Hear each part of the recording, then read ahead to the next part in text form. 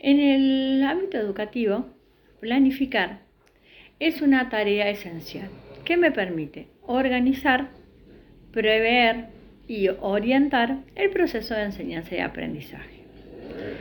La planificación de una clase es una herramienta que me permite no solo organizarme desde la parte docente, sino también ver las respuestas y necesidades que tengan los estudiantes. Este proceso de previsión no es solamente la planificación en una clase, para una clase, sino que también la puedo hacer a un nivel más amplio, a un nivel de una planificación anual, en el cual me baso en los contenidos que se encuentran en el diseño curricular y a las adaptaciones que cada institución hace de esos diseños. Cuando planifico en la forma anual, esto me permite reflexionar sobre la materia y me permite que yo me haga determinadas preguntas, como qué quiero lograr, cómo lo voy a hacer, de qué manera lo voy a hacer y cómo lo voy a evaluar. Y me permite que además pueda trabajar durante el año de una manera organizada y clara. En el capítulo 6, Mabel Rodríguez me da ciertas orientaciones o sugerencias de cómo realizar estas planificaciones. Y me explica y nos explica que para poder empezar a planificar debo seguir unos ciertos pasos. Estos pasos, el primero de ellos es definir el alcance.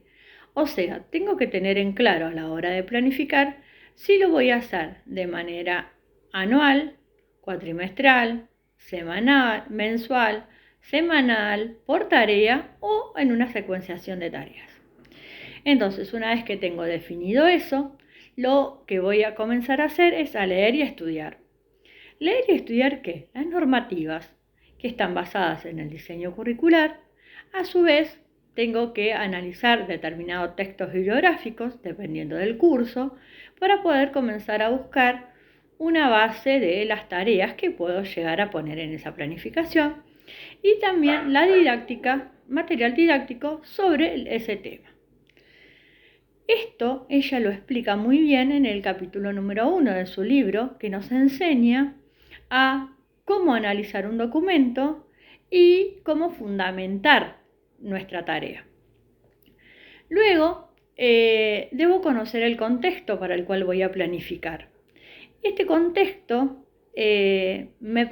conocer el contexto a mí me permite saber para quién no está destinada esa planificación, hacia quiénes va el contenido, o sea, puedo saber cuáles son sus conocimientos previos, en qué lugar, para qué clase de escuela estoy planificando, cuál es el ambiente, cuáles son las herramientas o las estrategias con las que están acostumbrados a trabajar, y eso me ayuda a la hora de poder seleccionar mis contenidos y los objetivos que me quiero proponer a la hora de planificar. Una vez que conozco el alcance que tiene la planificación, leí y estudié en el diseño curricular y en la bibliografía, y tengo en claro para el contexto para el cual quiero planificar, voy a definir los contenidos, o sea, voy a elegir cuáles son esos contenidos y voy a adecuarlos. Entonces voy a poner cuáles son los más los más importantes y cuáles los menos importantes, a cuáles le voy a dedicar más tiempo y a cuáles le voy a dedicar menos tiempo. Para eso voy a definir objetivos o establecer objetivos que me permitan llegar a cumplir con esos objetivos. Para poder hacer eso, una vez que ya sé qué contenido quiero dar, cuáles son mis objetivos, comienzo a buscar o a desarrollar las consignas, a redactar las consignas. Estas consignas, como lo explicaba Mabel Rodríguez en su capítulo número 2 del libro, estas consignas tienen que tener un potencial matemático rico, o sea, que permita que el alumno explore, analice, evalúe que no tenga una respuesta rápida y que con la primera pregunta ya pueda responder a lo que quiere el problema. Después voy a buscar las tareas. En las tareas tengo que tener en cuenta que estas tareas sean claras, que tenga la coherencia, como ella nos explica en su capítulo número 3, entre el contexto, el objetivo y la consigna que tiene la tarea. Para llegar a una planificación, y como ella nos explica en el capítulo, en este capítulo número 6, nosotros en una planificación debemos determinar los momentos de inicio, desarrollo y cierre.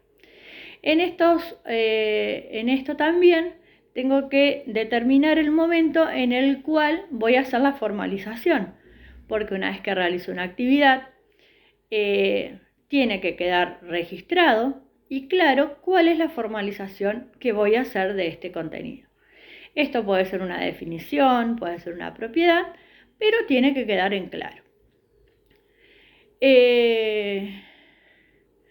Cuando estoy planificando, tengo que tener o tengo que prever cuáles son los posibles errores que pueden cometer los alumnos y comienzo a armar, como ella nos explica en su capítulo número 5, nos propone que organicemos como un determinado diálogo con nuestros alumnos con intervenciones, que esas intervenciones son de guía, que hacen que uno pueda orientar al alumno a la resolución del ejercicio sin decirle directamente cómo es. Entonces, yo propongo determinadas preguntas como para que él pueda ir guiándose hacia dónde queremos llegar con el ejercicio o con el trabajo, con la tarea que tiene designada. Cuando comete un error, lo primero que tenemos que hacer es tratar de entender o de comprender cómo entendió o qué es lo que entendió el alumno.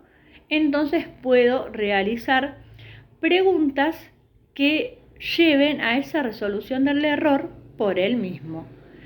Esto es una de las cosas fundamentales que nosotros tenemos que tener en cuenta a la hora de planificar, que el error no sea visto como algo malo, sino que le permita crecer.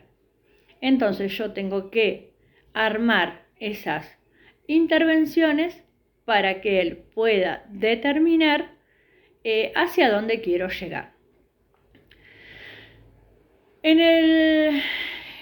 Como dije recién, esto de planificar es una tarea muy importante a la hora de querer trabajar en el aula, porque me permite a mí determinar cuáles son las posibles situaciones que se me puede presentar. Muchas veces el planificar, si bien yo puedo armar una planificación perfecta y cuando llego al aula surgen determinadas cuestiones que no la tuve en cuenta o determinadas preguntas, esto me puede llegar a permitir a mí tener una idea más clara y estar más segura a la hora de poder responder.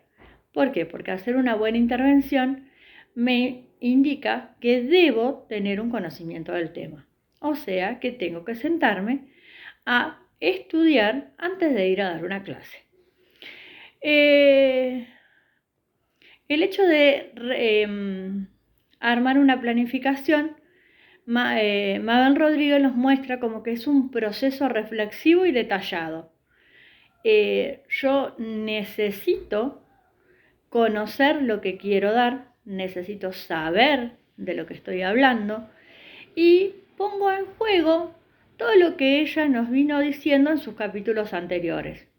¿Por qué? Porque a la hora de armar una buena planificación, tengo en cuenta lo que dijo en el capítulo 1 sobre los análisis de los documentos y la fundamentación de la propuesta, lo que dijo en su capítulo número 2 sobre las consignas, que tienen que tener un potencial matemático rico. En el capítulo número 3, sobre la tarea, que habla de la coherencia entre contexto, objetivo y consigna. ¿Por qué? Porque cuando quiero planificar, yo voy a poner un objetivo y ese objetivo tiene que ser propio para la consigna y en ese contexto en el cual lo quiero dar. También nos explica en el capítulo número 4 el uso de las TICs, o sea, cuándo es necesario y cuándo no, y a veces que tengamos tecnología para usar, hay temas que no es necesario o no puedo, lo que logro a través del uso de la tecnología no hace al fundamento matemático de lo que quiero dar en ese momento. Y bueno, y el capítulo número 5 es como la base a esta planificación porque me enseña todo el proceso de las intervenciones. Planificar es un trabajo arduo, difícil, que hay que tener muchas cosas en cuenta. Una planificación no es igual para 2 cursos ni para 2 grupos. Cada grupo en el que tengo que trabajar es un grupo diferente.